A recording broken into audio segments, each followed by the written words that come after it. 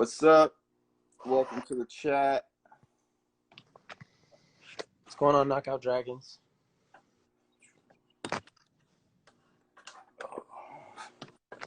So for everybody tuning in today, like I said, we're going to be talking about temperatures. We're going to talk about life cycles and tools that help you run both of those smoothly. So first, on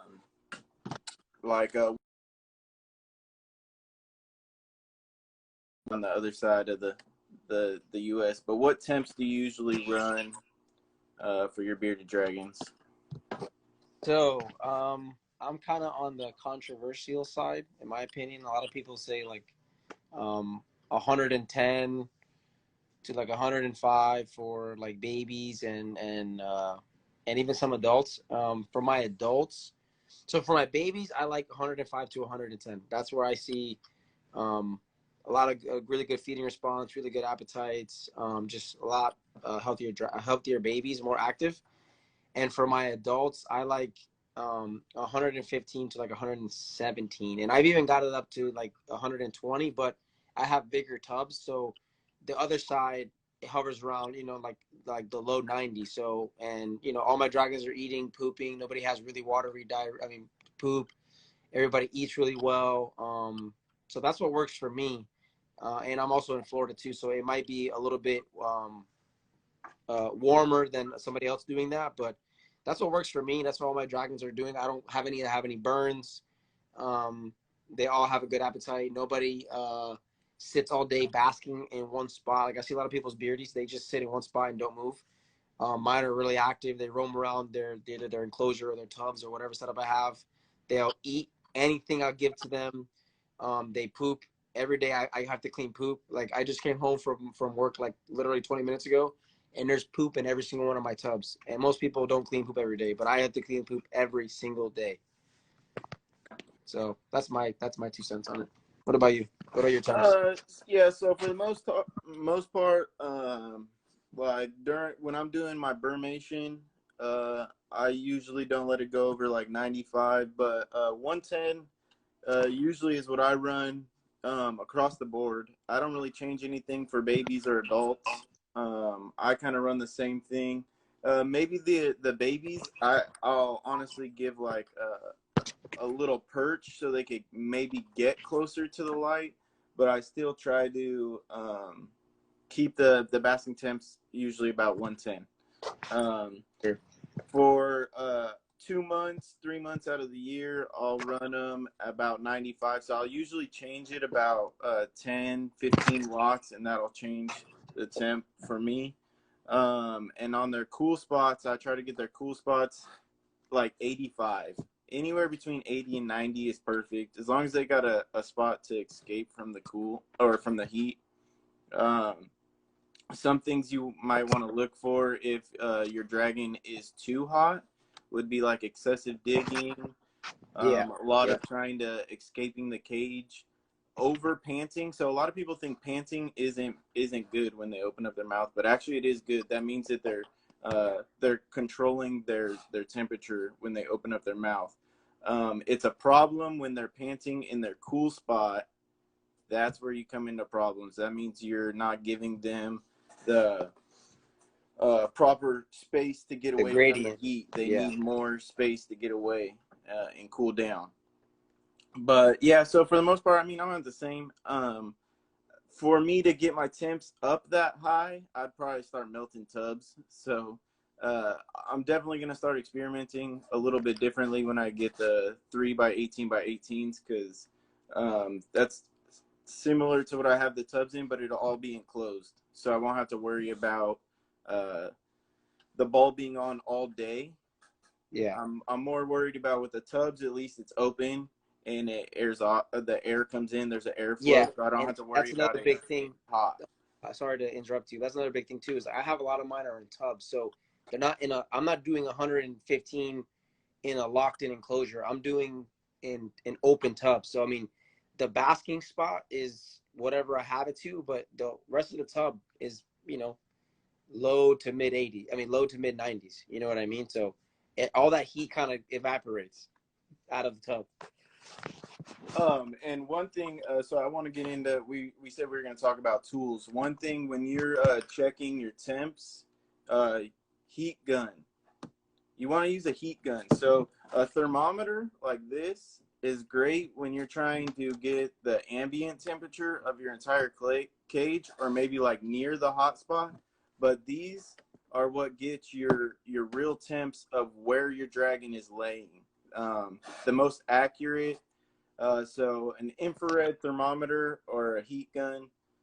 This is what you want to get. You can probably get one at Home Depot, Harbor Freight, whatever, Amazon, yeah. So these are great to have in your enclosure, but you want this as a fail-safe, because this is going to tell you the temperature of the rocks and everything that they're laying on, and that's what you really want to know, because you don't want to be burning the dragon from the inside out. They get their temperature, or they feel temperature change through their nose, not through their belly. So you don't want to burn them up through their belly with a super hot rock while they're trying to bask in the light. So infrared heat gun, definitely something you want to have in your little tool belt. These are great to have in the enclosure, but it's not, not a fail-safe, guys. For sure. Also going on that, what do you do for your light cycles?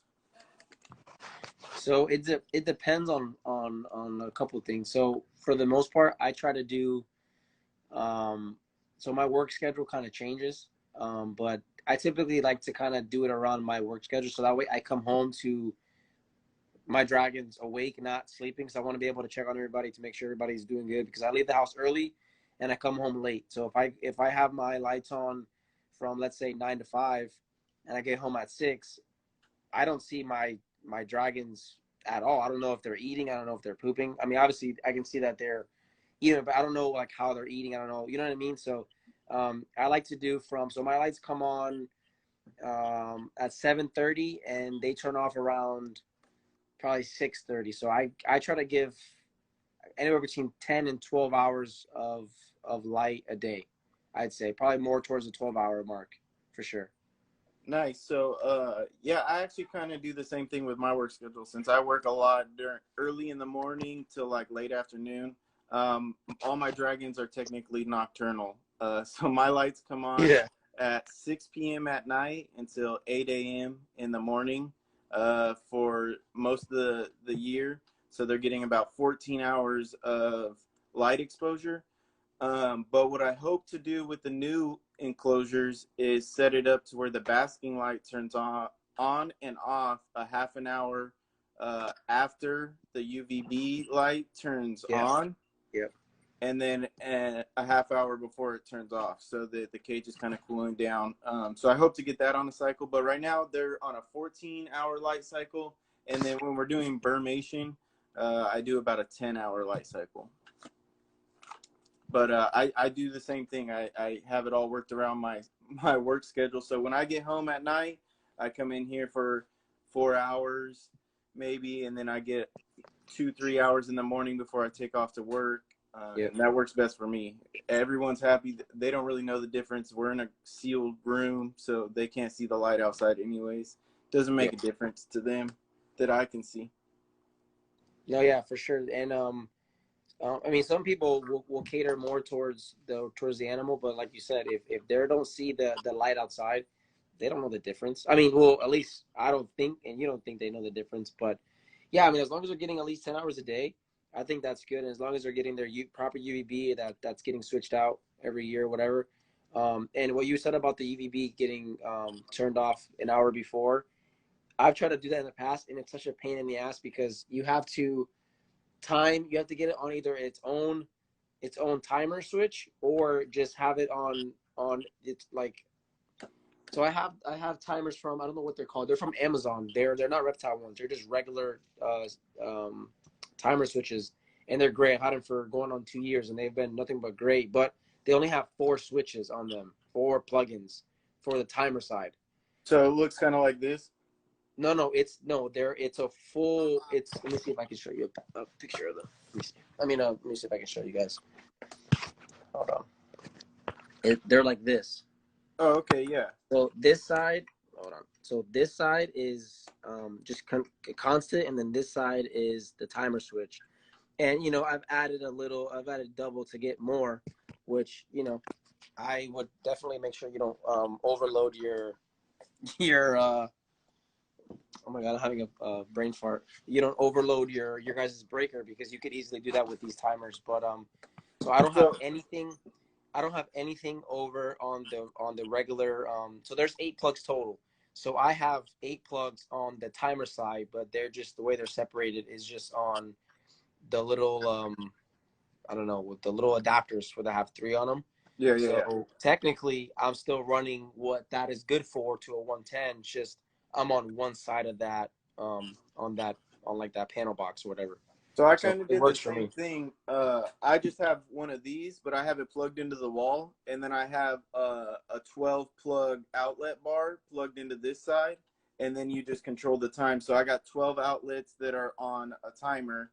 Oh, well, actually 24 technically, because one on each side. And Um, and that holds it? yeah, this holds everything. Oh, really? Huh. Because the bar itself has its own breaker, so if anything overloads, the bar shuts off Shuts it off, before yeah. before it gets to this. So what I hope to do in the future when I get my cages and everything is I'm gonna have 2 of these set up, one for just for the basking bulbs, and then one just for the UVB bulbs. UVB bulbs, yeah. And then you can just literally set the time, and then hopefully, you know, I'll just play with it until I get that sweet spot where that's easier. No, that I figured those were garbage, because I saw some bad reviews on them. But if so, you have a 12. It's like a 6-foot the plug-in, right? bars, yeah. Okay, that's a good idea. I might have That to way, I might have to I can redo my run. wiring. Yeah, because I got 9 cages set up to that, and then I have the UVB bars that run to each layer too set up to that. But right now I have it all set up on one timer, so it all shuts off at the same time. Hopefully in the future I'll be able to get it to where, you know, I get that half an hour before the basking bulb comes on, just the UVB kicks on, and then before the UVB kicks off, I get a half hour of the basking turning off. But actually, No, yeah, I like it a lot. And another thing is if you're using thermostats, you don't have to worry about that as much either, because once your cage reaches that temperature that it's supposed to, the light's going to kick off automatically. So then you're only using the light when you need to. So thermostats are another key tool that you need to. Right now, I'm using the tubs, so it's kind of hard to use a thermostat. But when I do get the cages, definitely going to run a thermostat for each stack. But that way, you're saving yourself energy, and you're keeping track of the temperature of the cages, so you're not wasting the light when you need to, and you're not just cooking your dragging, which is another good thing. If you have smaller cages and you're worried about that cool spot, every time, you know, it hits that warm spot, it's just going to shut off until it gets to another certain temperature, so you're not worried about your whole entire cage cooking. No, for sure. People ask me like, oh, what do you do for basking spots? Or I've been in a lot of Facebook groups, and people are like, you're an idiot, you're gonna cook your dragons, this and that. I'm like, okay, well, I mean, all my dragons are fine with no burn marks, but I'm in tubs, so like I said, my tub doesn't stay 120 degrees if I'm at 120. It's just whatever the beam of light, because I use floodlights. Whatever the rock I have it on is that surface temperature, but the ambient temperature, like I said, is in the probably 90 degrees. Yeah, I think the biggest problem is they're not using this, and they're using this. So if their cage was hitting 120 with this, really the basking spot's probably like 150. Yeah, if they were hitting this, their ambient temperatures are probably, if the basking spot itself is 115, 120, the ambient temperature around that is probably around 100, 105. That's why these are so important, because these tell you what the actual rock that you're dragging and is they're landing on. They're like 20 or 30 bucks, and Yeah, they take cheap. like AA batteries. Yeah, and I'm sure you can find a million of them now, because everyone's using them for the COVID, taking temps. I'm sure there's a million companies making these. They're super easy, and it's too cheap not to have in your tool belt for checking your temps. It's super easy. You just walk by your cage, shoot it down. It tells you the highs and lows, and you can even move it throughout the cage, and it'll tell you what your highest temp was and what your lowest temp was. That way you can check on both sides, your cool spot and your hot spot. No, yeah, they're awesome. And then when it comes to thermostats, like he was saying, if you're gonna use like a PVC enclosure or just like a melamine enclosure, to definitely watch. And you know, I wouldn't go cheap on a thermostat. Like they sell some. I have a VVM Electronics one that I think I got for like $80, and it's badass. It works. It does. I could do a rack system. I could do right now. I just have it on my incubator, but $80 and it will do all the work for you. I mean, and then the timer. So that way, literally all you have to do is make sure your bobs are good and that your UVB tube is good. And obviously you got to feed your dragons. But some people are doing their lights manually, and one day your dragon can get 16 hours a day of sunlight, and one day it can get 8 hours of sunlight just because of your schedule. You know what I mean? So timers, Yeah. you know, it's going to be consistent every single time, especially if you get a quality timer. Especially, yeah. And we're humans. We all make mistakes. We all forget sometimes. So that's something that you can just, you don't have to worry about it anymore. It's automatic. It's on a timer. You just go in there and do what you got to do when the lights are on, and forget about it. Literally 2 years. I haven't touched my. I mean, I lied. I touch it to rewire everything if I get new tubs or new enclosures. But literally, I wake up in the morning, I go to work, I come home from lunch, my lights are on. I come home, like everything just turns off. Like every single day at the exact same time, besides daylight savings hour, they are like clockwork, same exact time. Like that's like my alarm clock if I wanted to. And yeah, they have so many too. You got digital ones, so if you got multiple ones in your room, you could set all the digital ones together. These ones are manual, so if you guys can see, you just set the on and off times, and then dial it to what time it is right now. You pop them out to when you want it on, and then you push them in when you want them off. Whatever. It's super simple, but to get your whole room to line up with these manual ones is kind of hard. The digital ones, though, Yeah. are a little simpler. And I think Alexa or the Echo Dot ones or whatever that obviously if you have one dragon that those are perfect because you can go on the app and you could just put sync whatever lights and you can just either turn them on manually through your phone or have them on like a runtime, which is really cool too. Yeah, for sure. It simplifies everything because I see a lot of people asking, how do you keep your dragon warm at night? They're like, do I keep the lights on all night long? Do I give them that red light? Is there a certain light I can use? And really, it's not a light that you want to use. If you have one bearded dragon and he's inside of an enclosure like a melamine or PVC, what you want to do is you want to get a ceramic heat emitter. That way that it's putting out heat while he's sleeping, but it's not putting out light, which is disturbing his sleep. It's just putting out the heat so he's staying warm, because 24/7 light is not good for your bearded dragon. You start stressing them out. They do need sleep too. That light messes them up. They don't know what their sleeping schedule is or nothing. So all of that, Amazon is around 35 or 40 for the infrared. Yeah, see, not that bad. That's super cheap, actually. If you guys look up a UVB meter, those are like $100. So to track the UVB in your bulbs, the meters for that is pretty expensive. I usually take mine to a local pet store and they track that all for me. But those infrared thermometers, that's definitely the way to go when you're tracking the heat in your enclosures. No, yeah, for sure. Sorry, I'm giving everybody some multivitamin. No, yeah, for sure. The Amazon has mostly everything that you need, especially for those kind of stuff. And obviously Home Depot, Lowe's. I'm not sure everybody's from, but Home Depot, Lowe's, Walmart, I think sells those.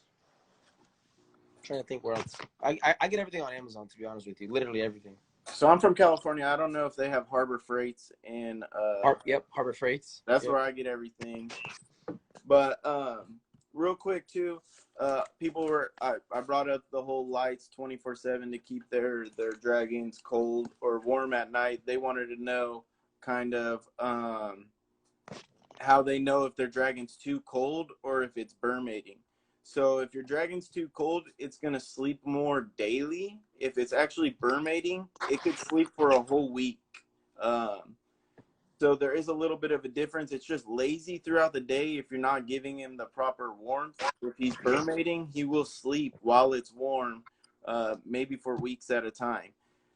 They do wake up and eat and then go back to bermate. So sometimes it is a little confusing. You might think he's sick, but when he's too cold, he's going to be lazy all throughout the day. So you want to make sure that you're tracking your temps throughout the whole entire day.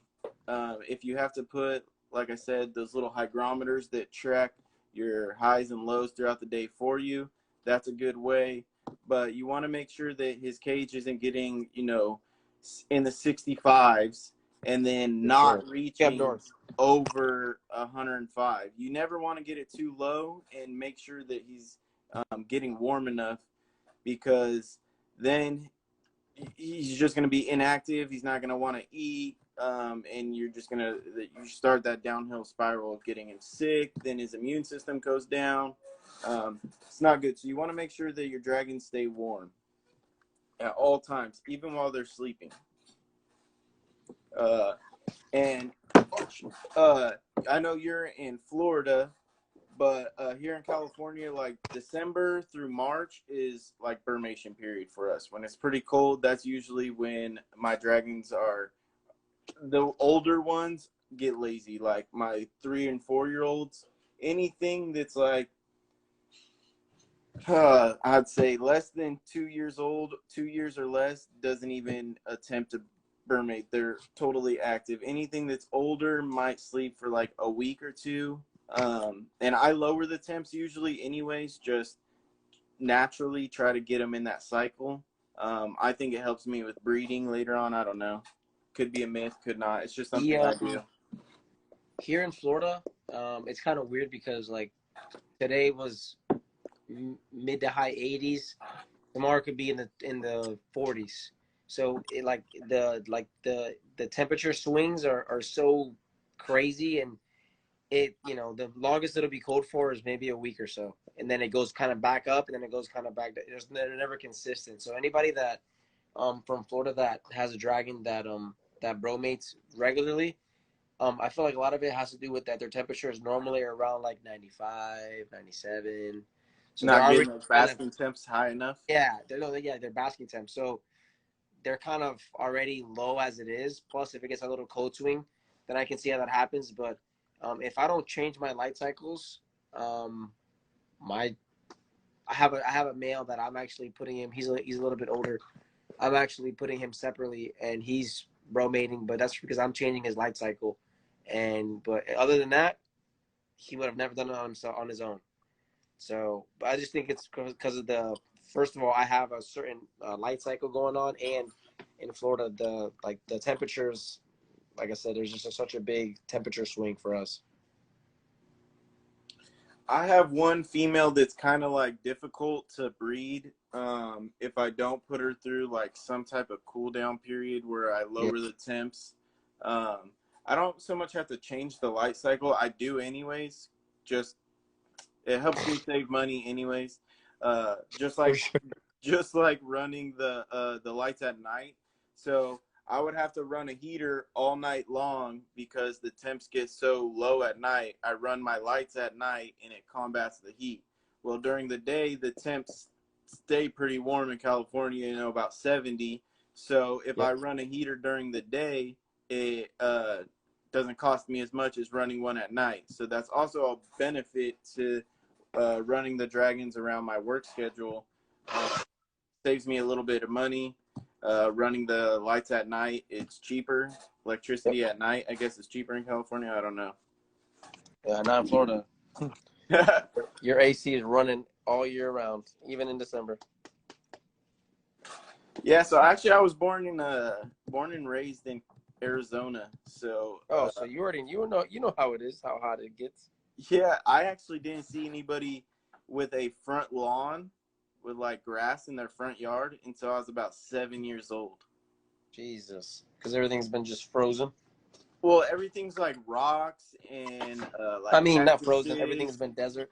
and bark. Like you just don't see that. Everyone has like concrete and bricks and stuff like Yep. that. Uh, so it was pretty trippy when I came to California at 7, and I saw the green and I saw the ocean. I was like, damn. Because usually when I saw the water, it was monsoon season, so we had like a month of just rain and Rain, yeah. floods, and it was crazy. And then after that, it would just be hot all year long. Like Christmas time would be like 95. And Arizona gets super crazy hot too, right? Yeah, so I was there, I think, I don't know what the record was. 1 and 123 temps before when I was living there. Jesus. So it was like some crazy hot days. I know it gets hot in Florida, but it doesn't get that hot. It gets maybe 100, maybe. So But the it probably difference feels is like though, 100. like it's hot and dry there. So I guess it's better in Arizona because in Florida it's hot and moist. So it's like hot and sweaty. It's the worst. Like whenever like our temperature on our news says it's 90, but it feels like 100. Like that's how our news goes. So it Yeah, I'll take always that feels hot like dry 90 weather. plus. Yeah, it's the worst, bro. Like But you go to the store and you want to go take a shower because you're all like just like sweaty and just ugh. you Yeah, guys but you got the kind of get best used to it. wild reptiles out there though, man. You can just go out Oh, anywhere. it's ridiculous. Anything will thrive out here. Anything, literally. I That's why just we seen. can't have discoids. I mean, dubia. Yeah, that's so crazy. I mean, I bet you those would just take over though. Oh yeah, no, they would love it down here. Are you guys allowed to get hissing roaches? Because those would Nope, probably take off down nope. there. Yeah. No hissing, no red runners, no dubia, and no lobster roaches. None of those. Dude, so it's crazy. Nothing. Red runners are like such a nuisance out here in California. Like you go to any Chinese restaurant, go behind that thing, there's red runners everywhere. So Oh, they're that bad? yeah, it's crazy. I could start a colony right now if I wanted to. I would just go out behind someone's little dumpster and catch about 100, 200 of them, start my own colony if I wanted to. Well, I mean, I think aren't they better than crickets though? Or no?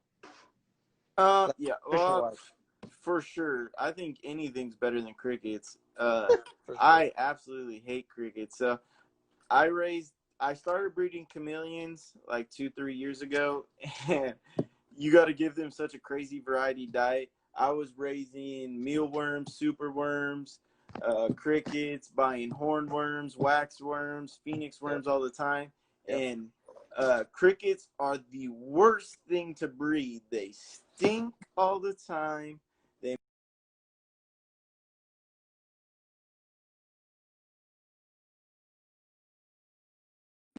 or your chameleon doesn't eat it and it's chirping. And it dies. I got crickets are for sure the most annoying insect. Most And annoying feeder you could buy would be a cricket. I can't stand crickets. it's funny though, but I actually just started a colony of a colony. I just started breeding crickets again because of the babies. And literally, I walk in the garage where I keep all the feeders at, and I'm just like, oh my god! Like I can have 1,000,000 roaches and 3 crickets, and also the 3 crickets. It's just, but they're so cheap, and I can gut load them, and the dragons like them, and that's mostly what people feed nowadays. So, and discoids take forever to breed, so I would just my whole colony would get wiped out if I was feeding them off to these guys. So yeah, well I was breeding chameleons, so the baby chameleons needed baby pinhead crickets, and the Yeah. other most annoying insect was fruit flies. Really? So I had a bunch of fruit fly colonies and baby pinhead crickets just going all over the place when I'm trying to feed these baby chameleons. Man, I'm so glad I stopped doing that and started bearded dragons because it's so much easier to just give them baby dubia, the little black soldier fly larvae, mealworms, baby mealworms, all that stuff. So much Yeah. simpler than fucking chameleons. Literally, chameleons got to be like the hard. That is a passion of love or Sure. a hobby of passion. You have to have a passion for that.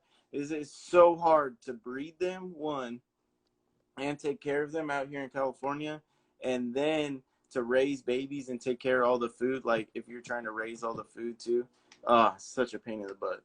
What do you guys? So what is the normal price of dubia? Like let's say I want 1,000 baby nymphs. Like how much would that be? Like $20, $30, $100? Like wholesale?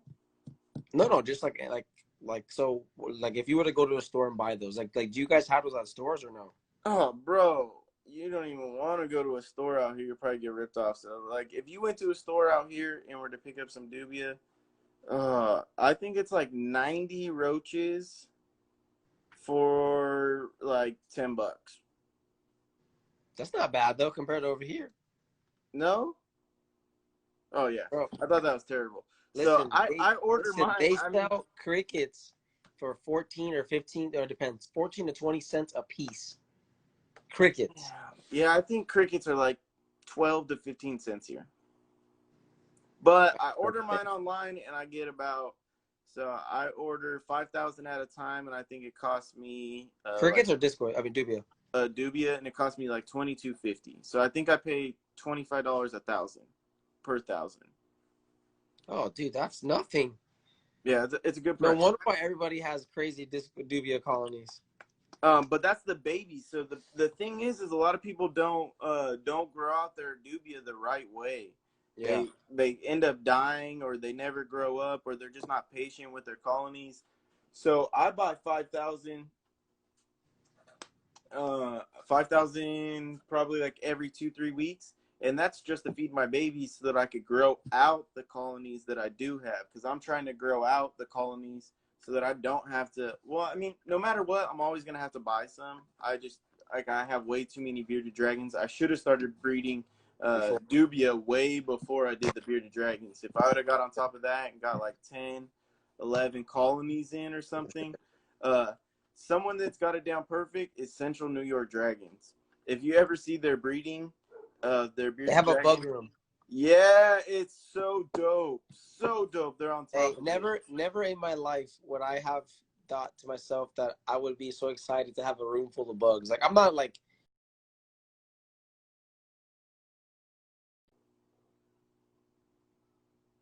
roaches, but you know, if you're not into the hobby, you don't understand. Like it's saving you money. You know what I mean? Dude, I wish I could walk into a room and just see a dozen totes of stacks full of dubia. Oh no, yeah, their colonies are stacked. Like I mean, yeah, they got some great colonies over there. I'd be they happy. probably have more money in bugs than they do in dragons. Yeah, I don't know. Fireball was pretty expensive. I forgot about him. Fireball, and I think Pandora's box. Pandora is the other one. Oh, the female. Yeah, I forgot about that. They haven't been posting much lately. I don't know what happened. Hopefully they're all right. But yeah, those two, some pricey dragons right there. Fireball's badass. I hope he's from Fana, right? Yeah, I hope he's ready to breed this upcoming season, because I definitely want a baby from that breed. No, yeah, I forgot about Pandora, and they had another one. It was more of like a low expression. I don't know if they kept it or not. I think it was a female. But yeah, I have actually my G-stripe clutch the mom is from them. Nice. And I got her. She was like 80 grams at like 4 months old. I mean, they have really, really quality dragons, and they're great people. So if anybody is looking to have dragons that from a nice breeder, I definitely recommend them for sure. After myself and after, even if you're trying to figure out how to get into the hobby, go check them out. They did it the right way. Slow and steady. Obviously, they got a ton of insects. That's already a cost they cut right there. And that's probably an income. I don't know if they sell their feeders, but they could definitely do that. Sure. And they just started building slowly. Start small. You don't have to be the biggest breeder tomorrow. The most persistent person is the one that's going to be here for the longest time. If you just keep at it, most people fall off. I don't know how many breeders I've seen start this hobby since I've even made an Instagram and have still fall off. Yeah, and I've only been honestly, I've only been on Instagram for 2 years doing this for 2 years. 2018 was the beginning. So at the end of this year, in 2 weeks, that will be 2 years for us. Yeah, I mean, I think I started this Instagram page like 2 years ago, but I did a lot of stuff on Facebook before, and then somebody was like, "Hey, you should make a YouTube channel and an Instagram," and I was like, "I'll think about it," and then I ended up making an Instagram, and yeah, the rest is history. You know what I mean? But I also don't try too hard to like for followers, whatever. I just post whatever I have, and if they're gonna follow me, follow me. If not, then you know it is what it is. Some people try way too hard to try to become Instagram famous to make thinking that they're gonna make a bunch of money off their followers. But a lot of times, followers do not equal income. Nah, I get a ton of people asking me for shout outs and stuff to get their followers up. But I think the thing is they think when they get followers, that when they hit up another page or something, they're gonna like respect them more or think higher of them. But really, it's how you guys come across. It's how you Yeah, guys come and how your talking to dragons people. look. Yeah, for sure. Don't just be buying some. Most people, when you message them, are going to go straight to your page. So if you had, say, 10,000 followers and you got 40 posts and they're all terrible, most people are going to know that you probably paid for that. Yeah, Like, for sure. what it's the quality of what you post that is going to bring in more followers. Or or I see people you know, they have all these followers and not the nicest dragons, and they want $400 for every baby, and it's like, wow, that's just a citrus hypo. You know what I mean? It's like that's not how it works. Yeah. Tell them to go to your local pet store and see what they can get for that. Yeah, yeah. I mean, for sure. Because It's I think when you get into the industry, not even even as a hobbyist, because I wouldn't say I'm in the industry at all, but as a hobbyist, yeah, hobby is for sure.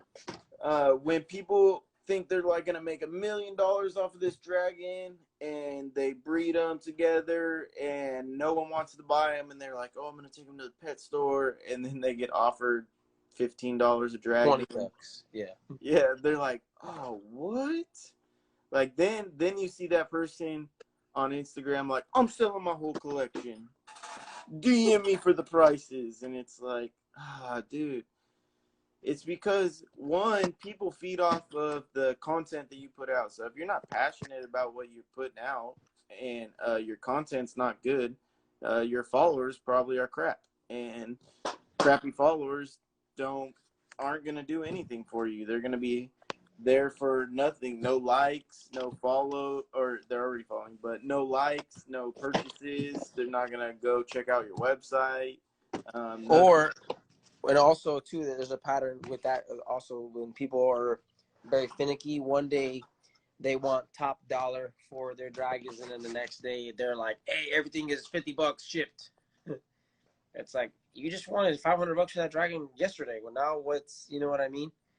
So consistency in anything you do in life is my motto. Like is my thing. Like if you're not going to be consistent in it, then you probably shouldn't do it. You know what I mean? and learn like so animals that take a triple recessive hets to make, those are obviously going to be the dragons that are harder to get, that are worth more money. Don't go buy on Craigslist whatever you can find and you're like, oh my god, it's a red and it's really orange or it's kind of yellow, like not really red. Know what you're buying. When you buy quality, I think Billy from Mutation Creation says it best: quality in, quality out.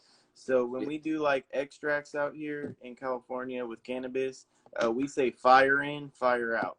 You put fire material inside, you're going to get fire wax on the outside. So the same thing with bearded dragons, man. You start with awesome dragons, you're going to produce awesome dragons. No, yeah, 100%, and it's not for everybody. I mean, if you especially have a full-time job, I know a lot of people in the hobby are younger. You know, they're middle schoolers or high schoolers or whatever, which is fine. But also you got to have the money for it too. Like we said in the last live, babies ain't cheap. Like lights ain't cheap, enclosures aren't cheap. Dragons themselves aren't cheap, and a lot of the money that you're gonna make off babies is gonna go right back into it for the next season, because you want to get that nice male or that nice female, or like for us, those nice enclosures. It's always, don't get me wrong, you'll make money here and there so you can pay bills with it or whatever, but most of it goes right back into the hobby, or right back into another animal that you wanted, or another thermostat you've been dreaming of, or whatever. Yeah, no, definitely, because I think I spent more money on my reptiles than my reptiles made this year. That's for sure. Yeah, probably. It might even be like double. Just with the enclosures and the lights and everything that I'm getting, that's probably going to be close to 3,500, $4,000 All day long, yeah. And I already got a ton of stuff. Like, I'm going to have domes that I can use them. They're just going to be useless. I'm not going to need them right now. What, your tubs? All the domes. Oh, the domes. For the lights. You could always keep a couple and then sell a couple on like your local Facebook or OfferUp, or I don't know what you guys have over there. Yeah, I'm probably just gonna throw them up on Facebook Marketplace or something. Like $10 for all the domes. But yeah, I'm gonna be make enough to buy feeders for the week. Yeah, right. So, it's, exactly. It's gonna get reinvested anyway, so it's not like I'm gonna get any money back from that. So once we do the whole rebuild, it's gonna be pretty crazy. I can't wait to make the video. The cages actually should be shipped, or should be getting shipped today or tomorrow, hopefully, and nice. be here. So next Monday when we do the live, I might be able to show you all the new cages. And they come disassemble, right? You got to assemble them. Yeah, so I was talking to him. I don't know why. I was thinking in my head that it was going to be like one big box with all the enclosures, but no, it's going to be 16 individual enclosures shipped to me. So I'll have 16 boxes to open up and individually put together. So that'll be kind of nice. I can put all the boxes in one room and just bring one enclosure in at a time, build it, set it on top of the next, build it, set it up. Yep. So your nice. mail person must hate you. Oh yeah, that whoever's delivering that UPS guy. Well, I mean, they're gonna be PVC enclosures, so they're probably pretty light. But that's gonna be a lot of trips. Yeah, but that's more than one trip. They like to run in and run out. Yeah, hell yeah, he's gonna be running back and forth probably like 4 or 5 times. Hey, it is what it is. I know I have there's 2 male people that I have in my neighborhood that they already know my house. Anything live feeders, they already know come first to my house, drop it off, like. Because I've had one of them put it in the mailbox, and it sat there all day in an airtight mailbox, so everything died. So I told him, hey, if you ever see anything live animals on this street, it's my house. Bring it to my house. Yeah, definitely. That's not good. All right, so we're down to like the last 10 minutes. I'm gonna go. That's crazy. These things fly by. I'm going to go through, see if we can find some good questions. See if we can answer. I don't know if you got any questions from anybody during the week on your Instagram. Yeah, I got a bunch of questions, but they weren't really on today's topic, so I wasn't sure if you wanted to save it for another topic or just bring them up today. Or. Oh, yeah, no. We'll kill the last 10 minutes with all the questions we got. Let me think. One of the questions that I got was, how do you pick, like your breeders? Like, how do you, like, what makes me say, hey, I'm going to breed this dragon to this dragon? Like, what do I look for? That was one of my questions. So what do you can answer that. You can go ahead and answer that first. What do you look for in dragons that you're going to pair up with each other? So when I'm trying, is it like I'm trying to buy a dragon from a breeder, or am I trying to breed dragons? The question was kind of open, so I mean, however you want to interpret it, but it was pretty much just like, why will I pick dragon A and dragon B to breed? Like, what do I look for in either the male and the female, like, to produce babies? Like, okay, what I mean? One, if you're trying to breed for like a recessive trait, you obviously want to get 2 hets so that you can produce that recessive trait. But you also want to look at color, structure, maybe bars. If they have bars, you want to put 2 dragons with bars so that you get more bars. Obviously, you put 2 bright yellows to make together More to make yellow. more bright yellows. So kind of like line breeding.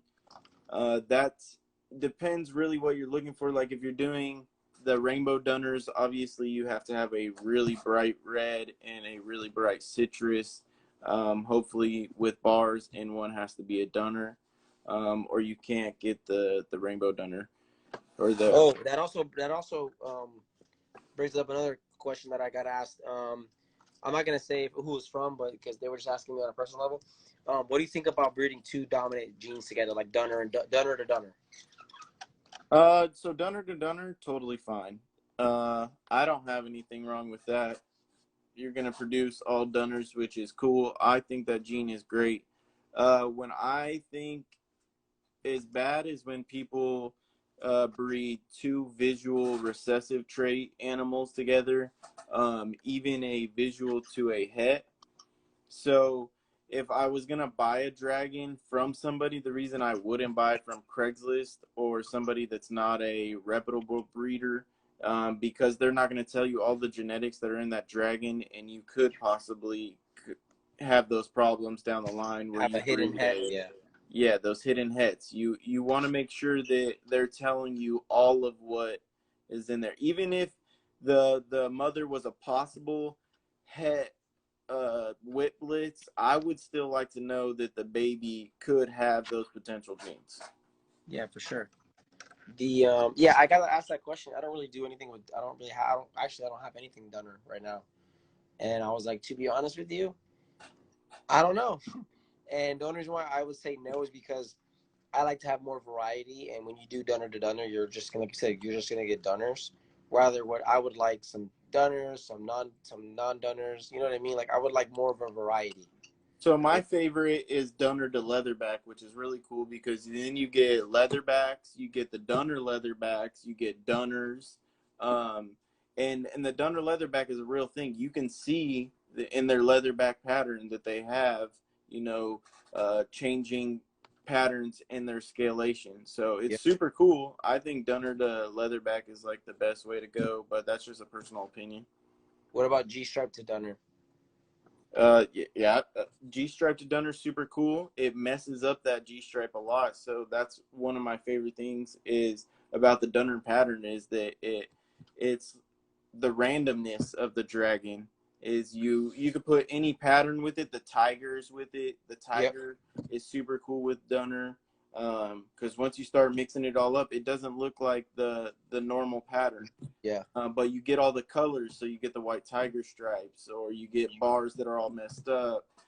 It's super cool. I like Dunners. Dunners one of my favorite genes.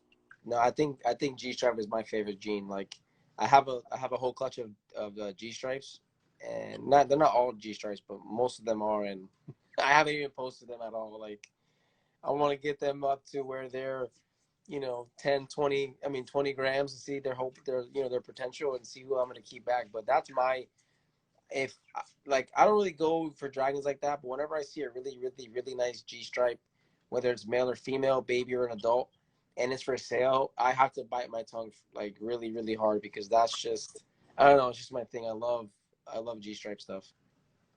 So I seen a question. Someone said, "Have you thought about growing your own vegetables?" So I have. A lot of work. I do grow some of my own vegetables. The only problem is I have so many vegetarians that I would never be able to keep up with all of them. I got Euromastics, I got iguanas, I have my tortoises, I have the bearded dragons, and a ton of bearded dragons at that. And Yeah. then I also give greens and other stuff like that to the bugs. So I just would never be able to keep up with it. But we do grow our own greens during the summer. Most of that gets consumed by my family, kids and wife. I don't really eat vegetables, but everybody else does. So I do grow my own vegetables, but not for the reptiles. They get the leftovers, kind of. Yeah. That's a hard pass for me right now. That's a lot of work. I mean, especially if you want to do it to where you're producing a lot, you gotta have land. You gotta actually, it's like having another animal. To be honest with you, you have to cater to them. Especially in the Florida sun, like everything gets cooked. I tried to do herbs like a year ago. That lasted about 2 weeks, and I was just like, "Yep, it's not for me. I'm done." Like, just you got to have the patience for it. I also seen something. It said, "How about using a box fan to help regulate your temperature in your rooms?" A what fan? A box fan. So I mean, just any type of fan. How do you feel about the fan in your rooms? Well, so I keep a regular. It's a I don't know, like one of those just like up and down fans, and I just kind of have it on a swivel because if it's not, and I walk in the room, it's like super stagnant heat, and I don't like that. I like it to be kind of flowy. So Um, my fan is right there. for me. So yeah, so I definitely use a fan, or two fans, a regular ceiling fan, and then the one that's just like the one that just swings, just to keep everything flowing. I don't like stagnant, just like heat. You walk into a room, you're just like, ugh.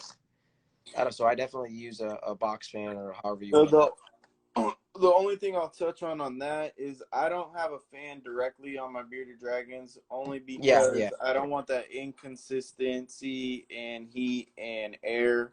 The fan that I do have is so high that it's not touching any cage. It's just same. bringing air up from the floor, which is colder air, and moving the hotter air to the other side of the room so that I'm getting kind of a flow of everything and I'm not getting that stagnant air. I don't actually have lights on my bearded dragons to help cool them down at all, though. Yeah, same as mine is just for the room, just to move the room air.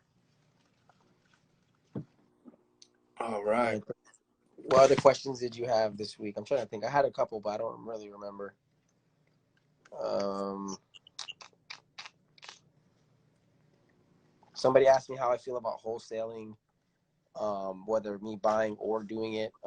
I've done both, and if you do it right and you're not just flipping an animal, like I've bought wholesale dragons to resell them, but I didn't just buy them and sell them. If that makes sense, like I got them, got them up a few grams in weight, make sure they were good, make sure they were eating, drinking, pooping, and then sold them on, after like a month or so of having them. So it just depends, I guess.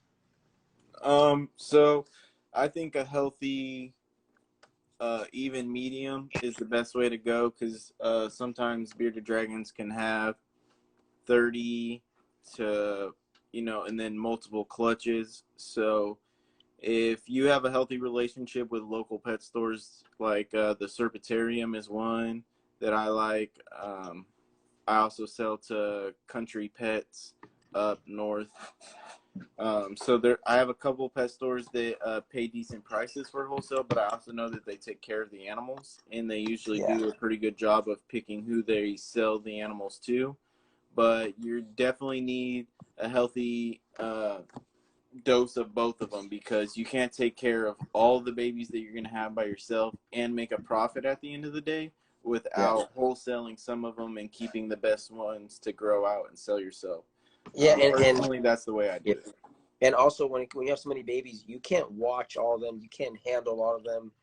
You can't know if one of them has a weird cork or a weird hand or a weird, I mean, you can, but it's just you have to single them out one by one. And when you have almost 100 babies, it's hard. You know what I mean? So with me, I like to move a lot of babies out so that way I can get my ratios in the tubs down. So that way nobody's getting nipped, nobody's getting whatever. And also a lot of these pet stores, they have like he said, they have a pretty well turnaround time where I'll drop them off, they'll keep them for a couple of days, they'll quarantine them, they'll make sure that they're good, and then they'll offer them to the public. And for the most, I brought 6 to my local pet shop called Pet Bazaar, and like a week ago or something like that, and most of them are already gone. So I mean, so they keep them for a couple of days, make sure they're good, make sure they're eating. I think he'll even do like a fecal exam on one of them, and because obviously if one has one, the others most likely will have it.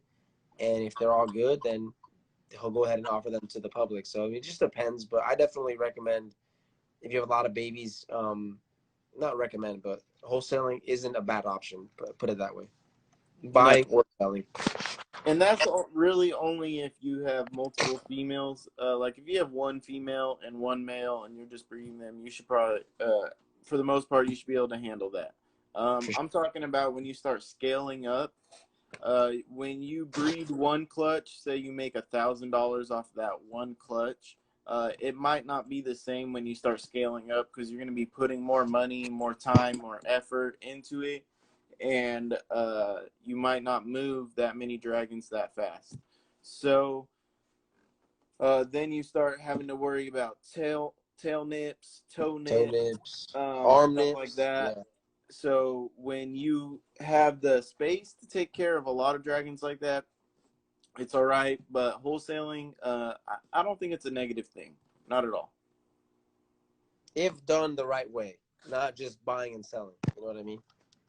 Yeah. So my thing is, don't buy from a guy that says he's a breeder who's always buying dragons, and then the next week that same dragon he just bought is for sale. More than likely, he knows he bought something that he didn't like or something that's not really worth that much, and he's just trying to flip it. For sure. All right, guys. Well, that was our hour. So if you got anything else you want to touch on before we leave. I'm sure I do, but I can't remember exactly. I'm gonna start writing down all the questions that I get throughout the week, so that way I can have a piece of paper in front of me, and that way at the end, like probably 20 minutes till we finish, we can just go over all the answers. I mean, all the questions. So that way, every week we'll get better and better at this stuff, guys. So it's just we're learning as we go. And if you guys got stickers and you want to see your stickers in the background, shoot me a sticker. I'm sure Fearless Exotics wouldn't mind one either. For sure, for my incubator. You guys all have a wonderful night. Thank you for tuning in to Dragon Talk.